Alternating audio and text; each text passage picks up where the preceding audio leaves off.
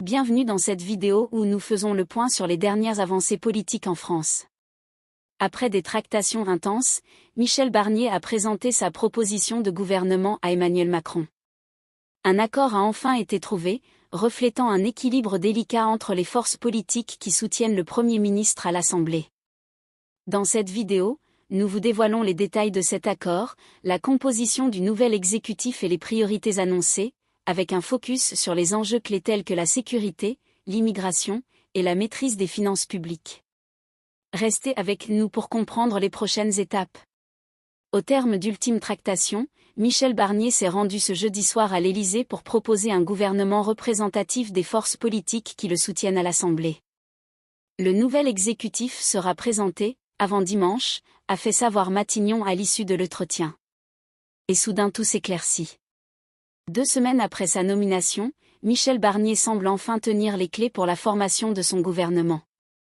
Le nouvel exécutif sera présenté, avant dimanche, a fait savoir Matignon à l'issue d'une entrevue à l'Élysée entre le Premier ministre et Emmanuel Macron, lors de laquelle Michel Barnier a soumis au chef de l'État une proposition d'équipe gouvernementale.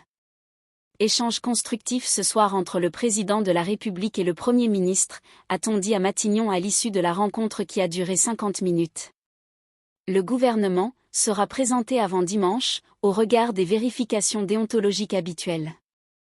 Un accord avait auparavant été trouvé au terme d'une réunion de la dernière chance dans l'après-midi autour du Premier ministre et l'ensemble des chefs de parti du Bloc central, Renaissance, Horizon, Modem, UDI, LR, Parti radical.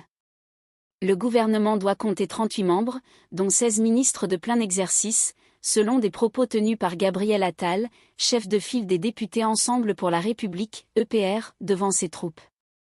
Le patron des députés LR, Laurent Wauquiez, a annoncé dans la soirée qu'il n'en ferait pas partie. Il souhaitait l'intérieur et s'est vu proposer Bercy, qu'il a décliné. Il est vrai que le budget 2025 va être difficile à boucler. Parmi les 16 ministres de plein exercice, 7 doivent être issus de PR, 2 du Modem, 1 d'Horizon, 1 d'hiver droite, 3 LR, 1 d'hiver gauche et 1 UDI. Après une première liste gouvernementale qui avait été retoquée par Emmanuel Macron, car faisant la part trop belle à LR, la composition du gouvernement reflètera ainsi davantage l'équilibre des forces le soutenant à l'Assemblée nationale, même si Laurent Wauquiez a estimé que LR, en comptant les sénateurs, pèse davantage. Mais si l'accord porte sur l'équilibre des forces, il porte aussi et surtout, après des journées où les uns et les autres s'étaient écharpés autour de leur ligne rouge, sur la ligne de ce futur gouvernement. Matignon a en effet précisé que Michel Barnier avait réaffirmé ses priorités, déclinées en 4 têtes de chapitre, sans détailler, en tête, améliorer le niveau de vie des Français et le fonctionnement des services publics, particulièrement l'école et la santé. Aussi, garantir la sécurité, maîtriser l'immigration, des demandes très fortes de LR mais aussi d'une partie de PR, mais également, faire progresser l'intégration. Au menu également, encourager nos entreprises et nos agriculteurs, conforter l'attractivité économique de la France. Last but not least, figure bien sûr dans ses priorités la maîtrise des finances publiques et la réduction de la dette écologique. Le Premier ministre a voulu s'assurer que ce cap était partagé, insiste encore Matignon.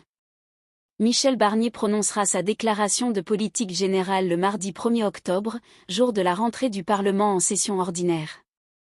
Très attendue, elle s'écrira en concertation avec les groupes parlementaires membres de cette coalition. Changement d'attitude. Dans la foulée de cette réunion de la dernière chance avec les forces politiques, les présidents de groupes parlementaires ont tous réuni leurs troupes. Dans l'entourage de Gabriel Attal, on se félicitait du « changement d'attitude » du Premier ministre à l'égard de son prédécesseur. Il sait qu'il n'ira nulle part si on n'est pas avec lui, rappelle-t-on. Surtout, l'ancien Premier ministre s'est félicité auprès du groupe EPR d'avoir obtenu des éclaircissements sur la ligne politique qu'entend mener Michel Barnier. Ce qui a fait redescendre la tension. Tout le monde s'est rendu compte que c'était allé un peu trop loin mercredi, note un proche d'Emmanuel Macron. Pas de hausse d'impôts pour les classes moyennes. Devant son groupe, selon des participants à la réunion, Gabriel Attal a rapporté que Michel Barnier a assuré qu'il n'y aurait pas de hausse d'impôts sur les classes moyennes et les Français qui travaillent. Sur l'immigration, Michel Barnier a évoqué la rigueur et aussi l'humanité, selon cette même source. Devant les députés LR, Laurent Wauquiez a, lui, expliqué que Michel Barnier avait bien indiqué qu'il n'y aurait pas de hausse d'impôts sur les classes moyennes et ceux qui travaillent, mais de possibles contributions ciblées pour rétablir de la justice fiscale. Il a avancé, dans les noms évoqués pour entrer au gouvernement, Bruno Retailleau, président des sénateurs LR, au ministère de l'Intérieur. Aux armées, Sébastien Lecornu doit être l'un des rares sortants à rester, tout comme le modem Jean-Noël Barrot, qui doit être promu aux affaires étrangères. Merci à tous d'avoir regardé cette vidéo, n'oubliez pas de liker, de vous abonner et de partager pour rester informé des dernières actualités.